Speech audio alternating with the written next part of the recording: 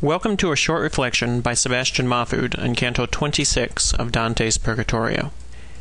Dante is instructed by Virgil to walk only where he sees Virgil walk, allegorically explaining that in relation to lust, man must follow his reason, for otherwise it would be an easy thing for the concupiscible appetite to draw him into concupiscence, or the inclination to sin, in the most facile way, that of aesthetic attraction pursued immoderately. It's at this point that the shades within the fire notice Dante's shadow, and one addresses him, asking for an explanation.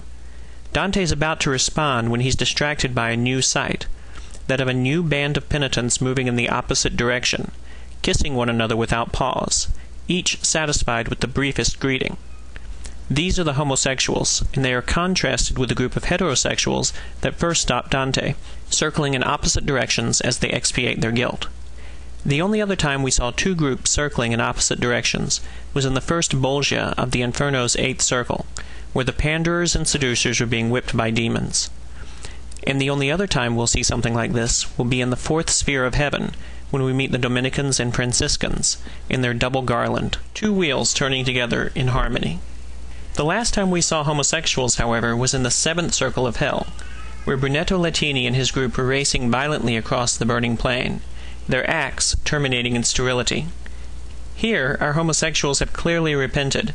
It's not just of the act that they repented, but also of their desire, which is at the root of the character of this cornice, that of lust, immoderate and unnatural, just as the heterosexuals repent both of their act and their unnatural desire.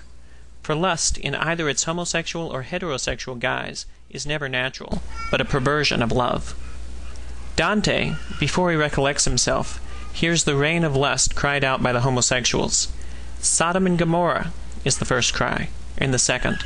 Pacify enters the cow to call the young bull to her lechery, recounting the Greek myth of the conception of the Minotaur, whom we met guarding the violent in hell.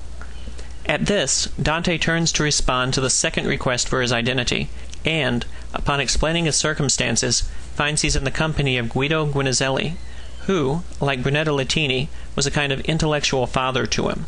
Dante describes Guido as having fathered him and all the rest, his betters in the sweet new style, who have sung sweet, lilting rhymes of love and courtesy, and has the impulse to reach out and embrace him, were it not for the flames that separate them.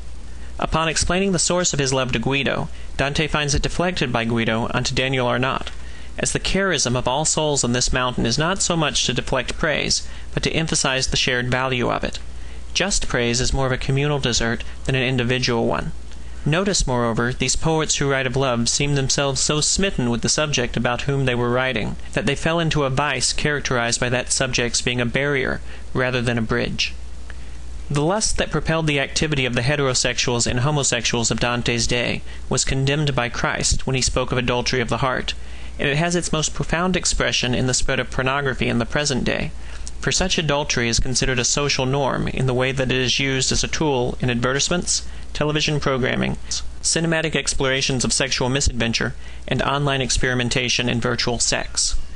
Many websites that promote virtual sex facilitate their members' pursuit of actual sex, and at least one, whose motto is, "Life is short, have an affair," boast 5,510,000 members, with 19,160 of them online in the St. Louis area on a Sunday morning.